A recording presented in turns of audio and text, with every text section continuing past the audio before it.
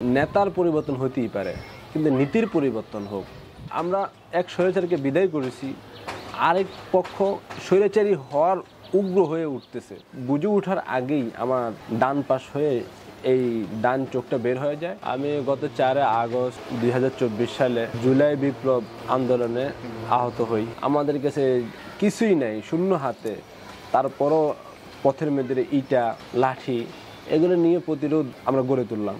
তো আসলে একটা সময় একটা ছেলে ওখানে পান্থকুঞ্জ পার্কের একটা টিন দিয়ে সে এটাকে ঢাল বানিয়ে সামনের দিকে অগ্রসর শুরু হইল। তো তখন তার দেখা দেখি অনেক ভাই এরকম টিনকে ঢাল বানিয়ে সামনের দিকে চলতে থাকে। তো একটা পর্যায়ে যখন আমরা সোনারগাঁ মোড়ে যাই, ওই মোড়টাতে যখন আমরা অবস্থান করি, ওই অবস্থান করার ফলে আমরা ওখানে দেখতে পাই পুলিশ ছাত্রলীগ কিছুক্ষণ পর পর এসে দূর থেকে গুলি করতেছে। তো আমি কারণবাজার মেট্রো রেল সংলগ্ন ওই স্থানটাতে ছিলাম। তো তারা মরণাস্ত্র অপব্যবহার করতেছিল, যার ফলশ্রুতিতে আমার চোখের সামনেই 2-1টা ভাই গুলিবিদ্ধ হয় এবং পরবর্তীতে শুনতেও পাই যে যারা স্পট ডেড হয়েছে। তো আমি, আমার ফ্রেন্ড এবং যারা আমাদের সাথে সহযোদ্ধারা ছিল, আমার ছোট ভাই ছিল বা আমার এই মহল্লার যে সমস্ত ভাইরা ছিল, তো এদেরকে নিয়ে যখন আমরা ওখানে অবস্থান করি, তো তখন দেখা গেছে যে একটা হঠাৎ করে একটা ঘান শট এরকম বরাবর গুলি করে।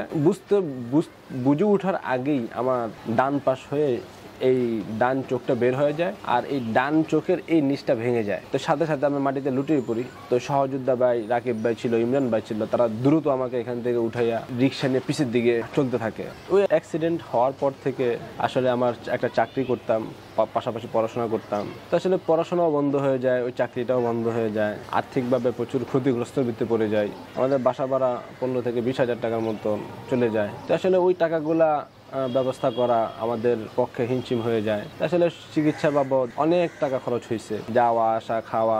সরকার তো আমাদেরকে ট্রিটমেন্ট ফ্রি দিয়েছে, ওই তো স্বৈরাচার সরকার থাকতেই ঘোষণা দিয়েছিল যারা আহত হয়েছে তাদেরকে ট্রিটমেন্ট ফ্রি করে দেওয়ার জন্য। আসলে সরকার আমাদেরকে আরও দ্রুত যদি ট্রিটমেন্ট দেয়, আরও দ্রুত আমাদের জন্য কিছু করে, তো এটা আমাদের জন্য সব থেকে ভালো হবে আর কি। দ্রুত করাটা হচ্ছে গিয়া যে আজ আমরা 6 মাস 7 মাস পার হয়ে গেছি, যে অনেকের বিদেশে নেওয়া খুব দ্রুত প্রয়োজন ছিল। যেমনকার ডাক্তার আমাকেও বলছিল যে 15 দিনের ভিতরে যদি আপনারটা ট্রিটমেন্ট করা হইতো তাহলে আমার ডান চোখটা হয়তো বা বাঁচানো যেত। জুলাই স্মৃতি ফাউন্ডেশন থেকে যে কিছু টাকা অনুদান দিয়েছিল, আর এমনি আমাদের আত্মীয় স্বজন, আমাদের এই যে সাথী ভাইরা অনেকে আছে, পাড়া প্রতিবেশী অনেকে সহযোগিতা করেছে। আসলে আমাদের আন্দোলনটা ছিল যৌক্তিক আন্দোলন। যেহেতু 2018 সালে যখন কোটা আন্দোলন হয়, তখন আমরা ওটা চিন্তা করছিলাম যে এটা তো আমাদেরও প্রয়োজন, তখন আমরা ওখানে সমর্থন করি। কিন্তু পরবর্তীতে যখন জুলাইতে এই আন্দোলন শুরু হয়, তখন আমরা এটাতে যোগদান করি। কারণ এইটা আমাদের একটা যৌক্তিক আন্দোলন, যে দলীয় লোক এবং কোটার নামে যারা জ্ঞানী মেধাবী আমাদের ভাইরা, তারা যোগ্য স্থান থেকে বঞ্চিত হচ্ছিল। তো যার কারণে আমরা এটা থেকে শুরু থেকেই অবস্থান করি। কিন্তু তারপরে যখন আমাদের উপরে নির্বিচারে হামলা হওয়া শুরু করে, তো তখন এটা আমাদের জন্য আরও শক্ত হয়ে যায় যে আমাদের ভাইদেরকে কেন মারতেছে। একটা যৌক্তিক দাবিতে আমরা আজ আন্দোলন করতেছি। কেন মরবে মুগ্ধ ভাই, কেন মরবে আবু সাইদ ভাই, তারা কেন মরবে, তারা কি দোষ করছে?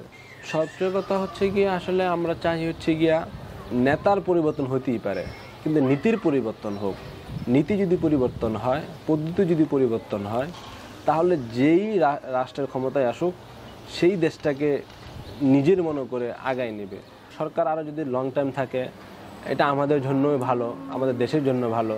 আমরা যারা আহত হয়েছি আর যারা নিহত হয়েছি, আমাদের সকলের প্রতি সরকারের কাছে বিশেষ অনুরোধ, সবাইকে যেন চাকরির ব্যবস্থা করে দেয় এবং পুনর্বাসনের ব্যবস্থা করে দেয়।